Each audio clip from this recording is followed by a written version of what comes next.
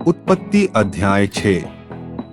फिर जब मनुष्य भूमि के ऊपर बहुत बढ़ने लगे और उनके बेटियां उत्पन्न हुई, तब परमेश्वर के पुत्रों ने मनुष्य की पुत्रियों को देखा कि वे सुंदर हैं, सो उन्होंने जिस जिसको चाहा उनसे ब्याह कर लिया। 3 और यहोवा ने कहा, मेरा आत्मा मनुष्य से सदालों विवाद करता न रहेगा, क्योंकि मनुष्य भी शरीर ही है, उसकी आयु 120 वर्ष की होगी। 4 उन दिनों में पृथ्वी पर दानव रहते थे, और इसके पश्चात जब परमेश्वर के पुत्र मनुष्य की पुत्रियों के पास गए, तब उनके द्वारा जो संतान उत्पन्न हुए वे पुत्र शूरवीर होते थे, जिनकी कीर्ति प्राचीन काल से प्रचलित है। 5 और यहोवा ने देखा कि मनुष्यों की बुराई पृथ्वी पर बढ़ गई है, और उनके मन के विचार में जो कुछ उत्पन्न होता है सो निरंतर बुरा ही होता है। 6 और यहोवा पृथ्वी पर मनुष्य को बनाने से पछताया, और वह मन में अति खेदित हुआ। 7 तब यहोवा ने सोचा कि मैं मनुष्य को जिसकी मैंने सृष्टि की है पृथ्वी के ऊपर से मिटा दूंगा, क्या मनुष्य, क्या पशु, क्या रेंगने वाले जंतु, क्या आकाश के पक्षी, सबको मिटा दूंगा, क्योंकि मैं उनके बनाने से पछताता हूँ। 8 परंतु यहोवा के अनुग्रह की दृष्टि नूह पर बनी रही। 9 नूह की वंशावली यह है। नूह धर्मी पुरुष और अपने समय के लोगों में खरा था, और नूह परमेश्वर ही के साथ साथ चलता रहा। 10 और नूह से शेम और हाम और येपेत नाम 3 पुत्र उत्पन्न हुए। 11 उस समय पृथ्वी परमेश्वर की दृष्टि में बिगड़ गई थी और उपद्रव से भर गई थी।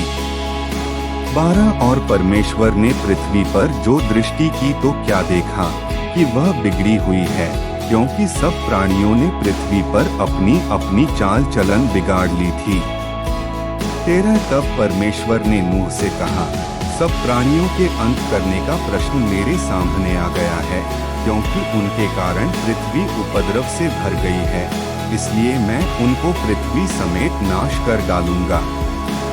14 इसलिए तू गोपेर वृक्ष की लकड़ी का एक जहाज बना ले, उसमें कोठरियां बनाना और भीतर बाहर उस पर राल लगाना। 15 और इस ढंग से उसको बनाना, जहाज की लंबाई 300 हाथ, चौड़ाई 50 हाथ और ऊंचाई 30 हाथ की हो। 16 जहाज में एक खिड़की बनाना, और इसके एक हाथ ऊपर से उसकी छत बनाना, और जहाज की एक अलंग में एक द्वार रखना, और जहाज में पहला, दूसरा, तीसरा खंड बनाना। 17 और सुन, मैं आप पृथ्वी पर जल प्रलय करके सब प्राणियों को जिनमें जीवन की आत्मा है आकाश के नीचे से नाश करने पर हूँ, और सब जो पृथ्वी पर हैं मर जाएंगे। 18 परंतु तेरे संग मैं वाचा बांधता हूँ, इसलिए तू अपने पुत्रों, स्त्री और बहुओं समेत जहाज में प्रवेश करना। 19 और सब जीवित प्राणियों में से तू एक एक जाति के 2-2 अर्थात एक नर और एक मादा जहाज में ले जाकर अपने साथ जीवित रखना।